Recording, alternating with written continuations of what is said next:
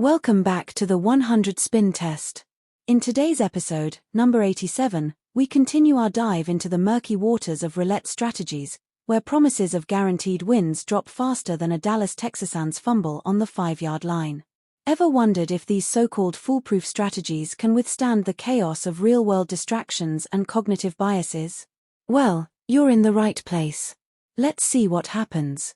Today's test, Empire State Building, is from the November 19, 2024 episode of the Gamblers University YouTube channel. I can't say that I like this one. It's too large. It covers most of the table and losses are hard to recover from. Additionally, most winnings are from 6 numbers along the middle column. Like most YouTube roulette strategies, if you want to call them that, the focus is on putting a pretty pattern on the table rather than trying to take advantage of the wheel or table layouts. However, the spins are random, so does it really matter how you place your chips? I prefer the European wheel, but since the original video was done on the 00 wheel, we'll go with it. Leave a comment if you want to see a single 0 version. Although I find Professor Profit's channel better than most despite cheesy university references, it suffers from the misrepresentation found in many roulette strategy videos in that he never shows a negative outcome. I did write a comment with my critique. To his credit, he didn't delete it. Also, I ran a simulation on my self-tester and this came out poorly. I did 19 more tests and only 4 were net winners. Moving along, there are 12 winning numbers out of a possible 38, so there is a 32% likelihood of winning on each spin. The presence of the zeros allow the casino to intercept 5.3% of each bet in aggregate, so our expected loss is 457 units. To simplify things for analysis and scaling, I've kept the unit size at 1 simoleon. So, place 7 units each on the 1 to 5, 4 to 6, 5 to 9, 7 to 10, 13 to 17, 16 to 20, 17 to 21, 19 to 23, 25 to 29, 28 to 32, 29 to 33 and 31 to 35 corners, and 1 unit each on the 5 to 8, 17 to 20, and 29 to 32 splits. We will win 120 units if the ball lands on 5, 8, 17, 20, 29, or 32. You get 24 if the ball finds 4, 7, 16, 19, 28, or 31. You get tackled for a 24-unit loss if the ball rolls into 1, 6, 9, 10, 11, 13, 14, 18, 21, 22, 23, 25, 26, 30, 33, 34, or 35 and an 87-unit sack if you have the misfortune of seeing the ball in 0, 00, 3, 9, 12, 15, 24, 27, or 36. As always, the animated graph below shows the progress of the strategy as misplayed and gives an idea of how volatile the bet is. There is also a table below showing the payouts and losses for this bet. A link to Jack Ace's bet analyzer that contains much more information for this bet can be found in the description. Now let's speed things up and watch the progress. I'll be back at the end to summarize.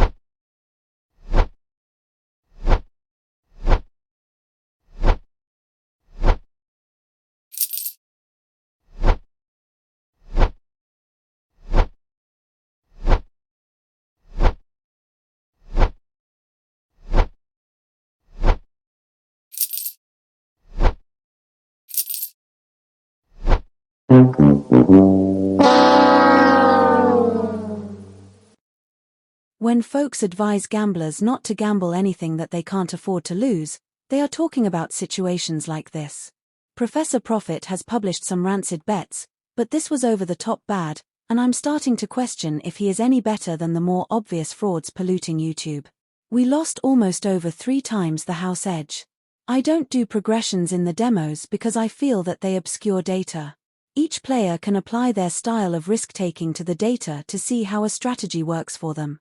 However, I just can't see how a player can progress out of losing 10 or 12 in a row no matter what way that they play. It again speaks to my suggestion to not trust the first test, good or bad. Retest multiple times in multiple environments before you throw away your hard-earned simoleons. I ran the routine statistical tests on the results.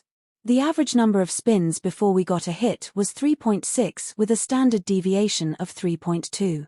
That means it took 11 spins to get a win 65% of the time and 14 spins 95% of the time.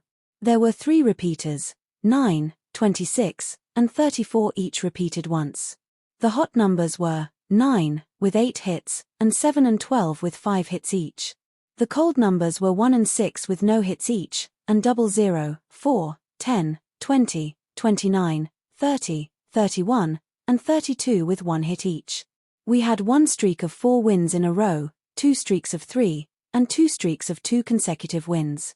We also had 1 streak of 12 losses in a row, 1 streak of 10, 2 of 7, 1 of 6, 1 of 5, 2 of 4, 2 of 3 and 1 streak of 2 consecutive losses. We were never in profit. Looking at those losing streaks, it's easy to see why. Let's look at our rankings.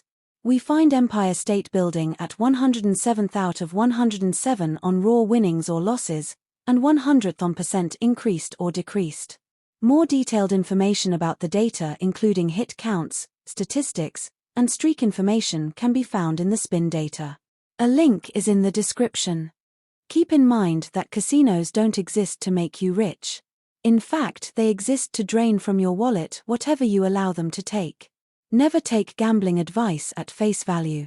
Test any strategy that you plan to play on a free online game and read as many critiques about the strategy that you can find. A creator who won't tolerate questions or criticism is a bright red flag, and you aren't a hater for being cynical or by simply questioning their methodology. Some strategies only work for a limited time and the remainder don't work at all. Adjust your risk and loss tolerance accordingly and be cautious with regard to the advice that you accept. Good luck until the next time.